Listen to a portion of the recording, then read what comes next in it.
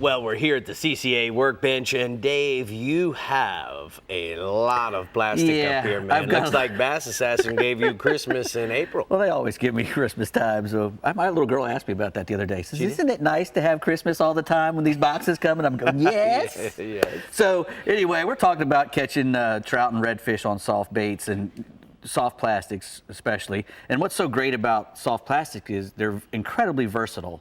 You can use them in a lot of different ways, in a lot of different conditions, and they make tons of different styles so that you can pick and choose what you want to do. Now, trout and redfish, they're pretty much keyed in on shrimp and little bait fish. So that's pretty much what you want your soft plastic to imitate, either Correct. a shrimp or a little tiny bait fish of some sort. So they make them in that way, and pretty much the bait fish ones generally will have a paddle tail on the end of them or a curly tail, something that imitates a little fish swimming along. And we can use those on a jig head, or like that one is rigged, or you could use it on a weightless hook and fish it weedless, in case you didn't want to spook fish. Because a lot of times, when you're picking your weights, it's not only how deep the water is or how hard the wind's blowing. It's also you want to match to the size of the lure that you're using, and also how skittish the fish are you're throwing them to. Correct. Because if you have a big heavy jig head on there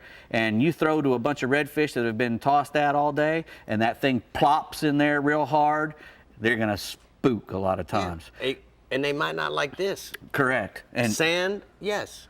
I agree with you 150%. I don't mean to step on you, No but worries. This is the thing that's coming to mind is now we can work the middle of the water column instead of hopping out of the grass, which on spooky fish has a tendency to keep them even spookier. Correct. And plus, when you're not using a weight, it doesn't make a big splash. Correct. When you get it in there. And so that's why we like to use a lot of a braid too, because we can make long casts. And when you're using a bait caster, a lot of times you're going to have to use a little bit of heavier weight too, because Right. it's kind of hard to cast something less than 1/4 of an ounce with a bait caster. It is for me. I know some fellas can do it into the wind and whatnot, but I'm not as good with the bait caster. So I like to have something a little heavier that I can whip it, and throw it out there pretty good. I'm especially fond of swim bait styles like this because not only is it weedless, but the hook has the weight on it underneath the bait, so it has a really good action on the fall. If you're fishing in deep water and you want it to fall a little bit before you start to jerk it and retrieve it,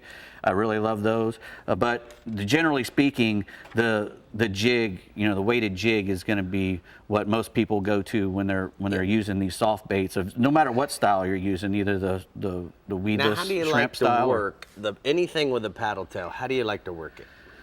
Well, I just wind it, straight wind, and I do that with a lot of. I even do that with a lot of hard plastic baits too, because I never see a fish swimming along. Most bait fish I see are swimming in a straight line. They're not darting around all over the place. Usually they're on a line. They're on a mission.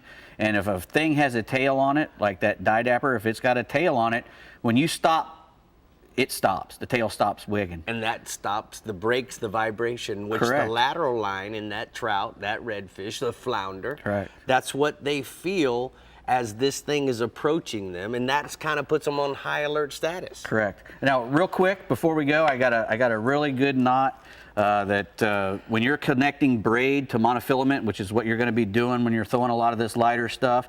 And I'm going to use these strings that here. camera there, I'm going Dave. to use these strings because they're a little easier. Yeah. But what it is, it's kind of like a modified Albright knot. And let's say this is your monofilament, your Yes. heavy mono leader, and this is the braid coming from your rod tip. Yeah. You want to lay the braid alongside.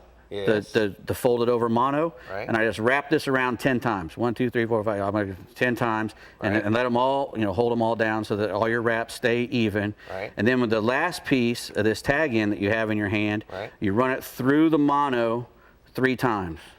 That little mono loop 3 times, and I folded it over. But That's all right. anyway, 3 times, and then you tighten it all down, and it makes a really small, tiny knot. I don't know if you guys can see it, but it's a real small knot that's dang near as small as an F&G knot, and that knot takes half the time to tie, and I haven't been able to break that knot yet.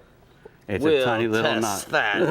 that. You guys can try it out. All right, Bree, we're all done like- over here. What you got to keep us rolling. I do. I like that FG knot, but that TD knot is the new thing. I'm going to try that.